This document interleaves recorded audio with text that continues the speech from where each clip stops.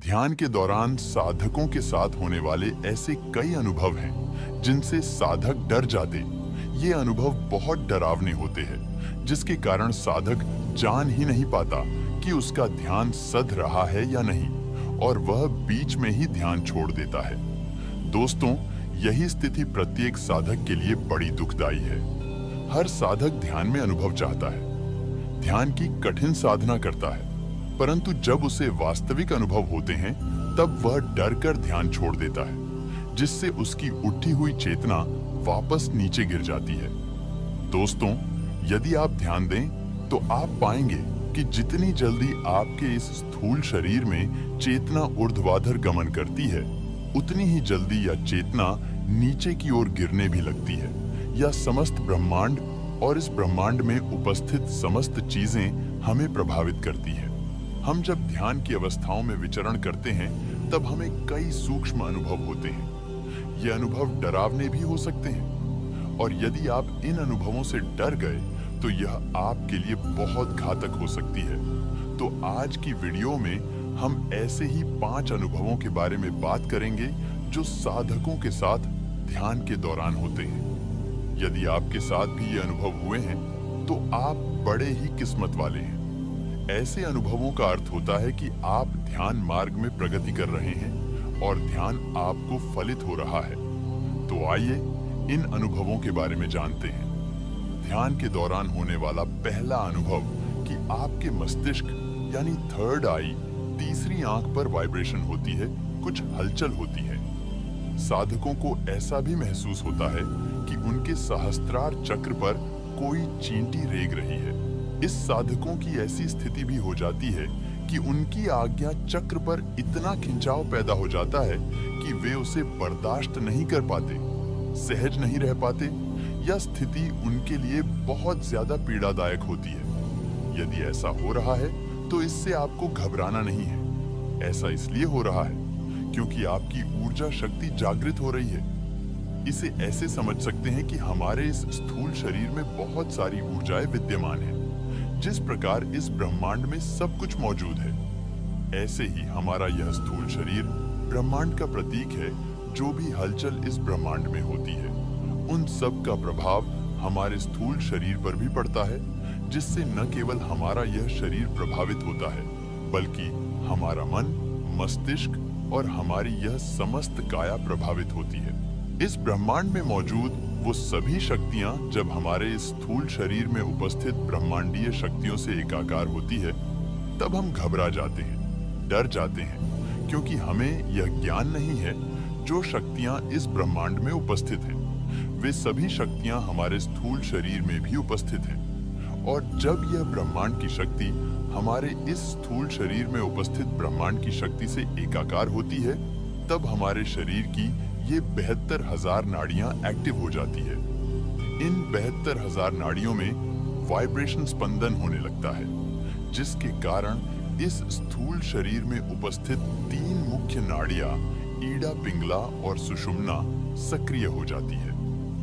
जब इन ऊर्जाओं का प्रवाह हमारे इस स्थूल शरीर में पड़ने लगता है, तब सुषुम्ना, जो कि आध्यात्मिक नाड़ी है, जिससे हमारी आध्यात्मिक जर्नी आगे बढ़ती है, वह सक्रिय हो जाती है, और उसके कारण ही हमारे इस मस्तिष्क यानी आज्ञा चक्र पर खिंचाव पैदा हो जाता है। तो यदि आपके थर्ड आई या मस्तिष्क पर खिंचाव पैदा होता है तो आपको डरने की आवश्यकता नहीं है।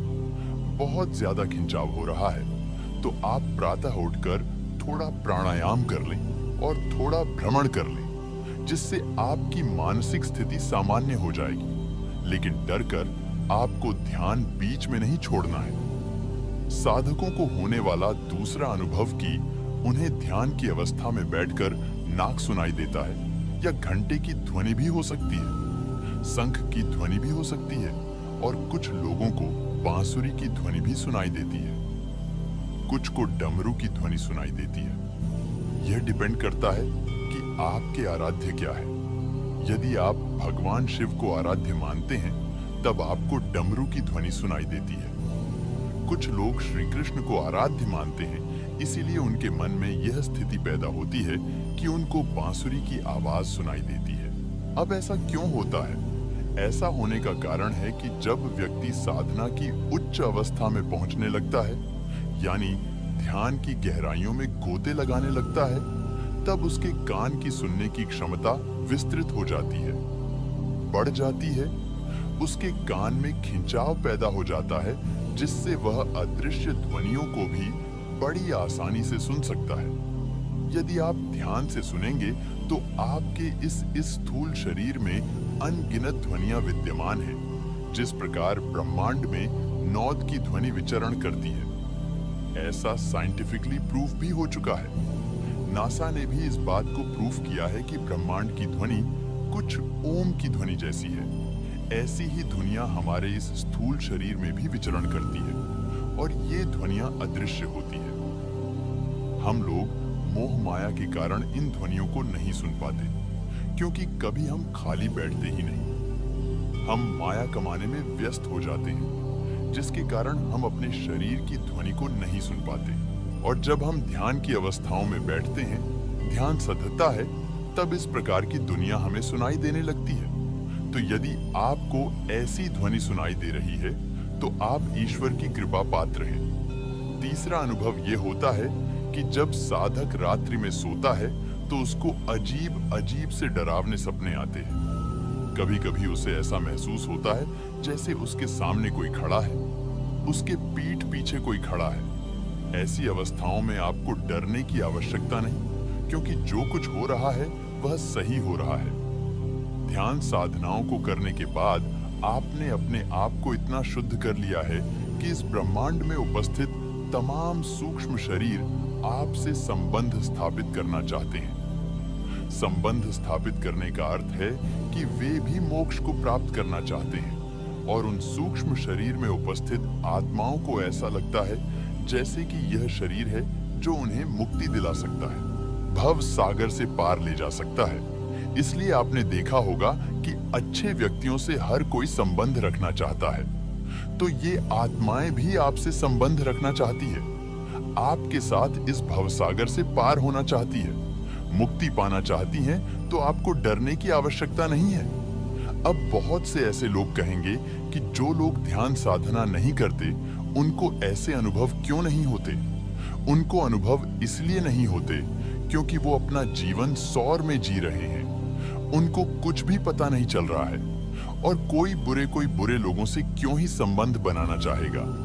इसलिए यदि आपके साथ ऐसा कोई डरावना अनुभव हो रहा है, तो आपको डरने की आवश्यकता नहीं है, बल्कि यह ध्यान की और गहराइयों में आपको ले जाएगा।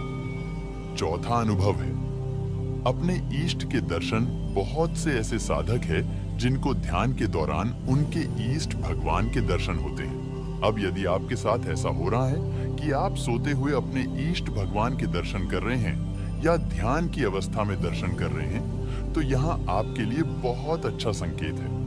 यहाँ आपको डरने की आवश्यकता नहीं है। अब आपकी ध्यान साधना उच्च कोटि की हो गई है, इसलिए आपको भगवान के दर्शन हो रहे हैं।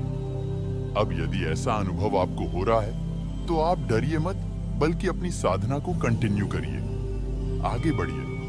अब भगवान भी आपको आगे का रास्ता दिखाने की कोशिश कर रहे हैं, मोटिवेट कर रहे हैं। साक्षात रूप में आप भगवान के दर्शन कर पा रहे हैं, तो आपको डरने की आवश्यकता नहीं है, बल्कि अपनी साधना को और गहरा करने की आवश्यकता है। पांचवा अनुभव, कुछ साधकों को ऐसा अनुभव होता है, उनका अपना कोई मृत प्रियजन दर्शन देता है, दिखाई पड़ने लगता है, उनसे बात करने की कोशिश करता है।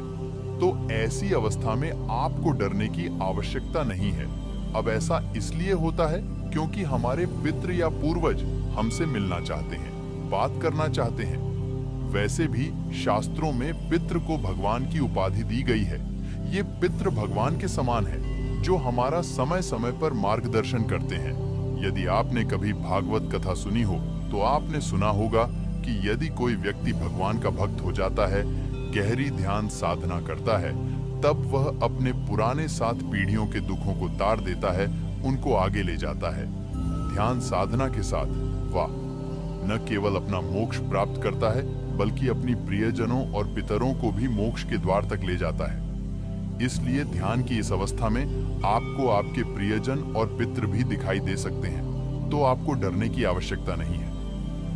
ये सभी अनुभव अच्छे अनुभव है और आपको आगे ध्यान की गहराइयों में ले जाने का कार्य कर रहे हैं। तो यदि आपको ये सब अनुभव हो रहे हैं तो यकीन मानिए आप ध्यान की गहराइयों में उतर रहे हैं और आपका ध्यान फलित हो रहा है। इसलिए यदि ये 5 अनुभव आपको हो रहे हैं तो आप बहुत ही किस्मत वाले हैं। इसके अलावा भी यदि आपको अनुभव होते हैं तो आप नीचे कमेंट सेक्शन में लिखना मत भूलिएगा। मिलते हैं अगले